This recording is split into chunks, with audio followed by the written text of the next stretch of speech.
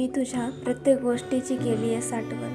मी तुझ्या प्रत्येक गोष्टीची केली आहे साठवण. तूही काढत असेल ना माझी आठवण.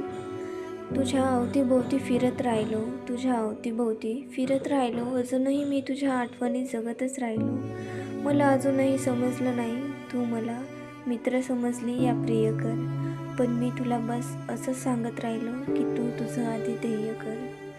तू शिक मोठी हो असं मला वाटायचं. तू शिक मोठी हो असं मला वाटायचं. माझं मन प्रेम आतून खूप दडायचं.